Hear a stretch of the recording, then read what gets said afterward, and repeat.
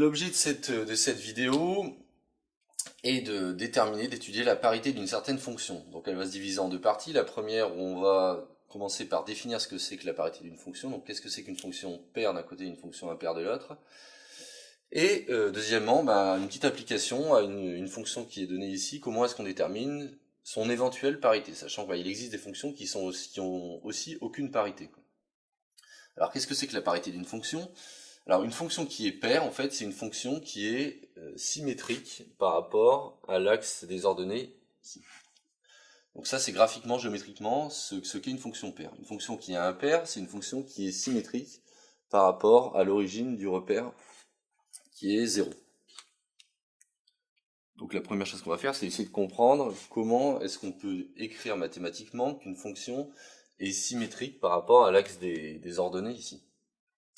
Donc le fait qu'elle soit symétrique signifie en réalité que si je prends un certain point que je vais appeler x ici, une certaine abscisse, si je regarde son image qui est du coup f de x, ce que je remarque, c'est que l'image du point le symétrique de x par rapport à l'axe des ordonnées, qui est moins x, il possède exactement la même image par la fonction f. C'est-à-dire que f de moins x, qui est l'image de moins x, f de moins x, c'est rien d'autre que f de x. Et donc une fonction qui est paire,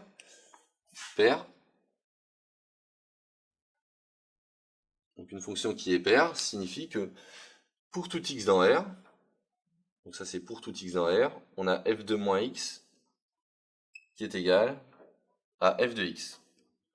Alors pourquoi je dis pour tout x? Parce que ce raisonnement qui a été fait avec x peut très bien être fait avec ce x là par exemple. C'est-à-dire qu'en n'importe quel point, l'image de x et de moins x sont les mêmes. Donc voilà ce que c'est qu'une fonction paire. Donc il y a un certain nombre de fonctions paires célèbres, comme par exemple x carré, cosinus, la fonction constante égale à 1, etc. etc. Donc qu'est-ce que c'est qu'une fonction impaire? Une fonction impaire, c'est une fonction qui va être symétrique par rapport à l'origine du repère 0 ici. Donc on va essayer de regarder aussi graphiquement ce que ça signifie. Donc si j'essaie de tenir un peu le même genre de raisonnement, et je place un certain point x, et je place son symétrique par rapport à 0, qui est moins x, et que je regarde l'image de chacun de ces points, donc l'image de x, ça va être f de x, c'est situé ici, tandis que l'image de moins x, c'est f de moins x, qui est situé ici. Je prends un deuxième point, donc lui c'est x, lui je vais l'appeler, donc admettons que j'appelle plutôt x1 et lui x2. Donc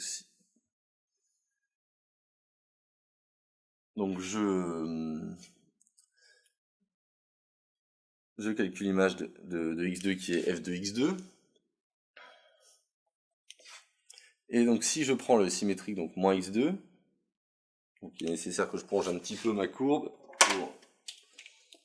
pour entrer dans le graphique. Donc je la prolonge ici, hop.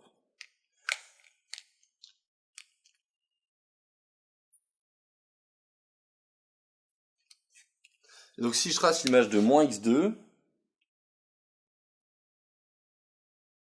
j'obtiens f de moins x2 qui est ici.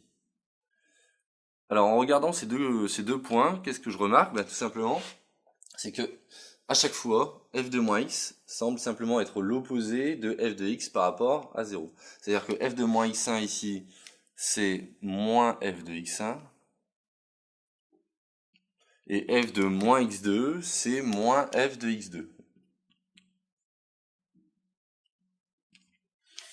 Et donc là, on a ce qu'on appelle une fonction impaire. Une fonction qui est dite impaire, c'est une fonction qui vérifie pour tout réel x donné, pour tout x dans R, f de moins x est égal à moins f de x. Donc ça, c'est ce qu'on appelle une fonction impaire. Comme exemple de fonction impaire, on a par exemple la fonction qui a x associe x, la fonction qui a x associe x cube et sinus x, tangente de x. Alors maintenant, je vais vous montrer comment on peut concrètement vérifier si une fonction est soit paire, soit impaire, soit rien du tout. Donc pour vérifier qu'elle a une certaine parité ou pas de parité, il s'agit de calculer f de moins x et de regarder si f de moins x a un quelconque lien, enfin un de ces deux liens avec f de x. Donc par exemple, on va considérer cette fonction qui a x associe x sur 1 moins x au carré. Alors une première chose à remarquer, c'est que la fonction est définie sur R privé de moins 1, ce qui fait qu'on ne peut pas la calculer en 1 et en moins 1. Donc là, quand j'ai dit pour tout x dans R, en réalité c'est pour tout x dans l'intervalle i, ici. Donc là, il y a dans l'intervalle i, et ici dans l'intervalle i d'intérêt. Et donc ici, notre intervalle i, c'est pour tout x donc appartenant à R privé de moins 1 et de 1,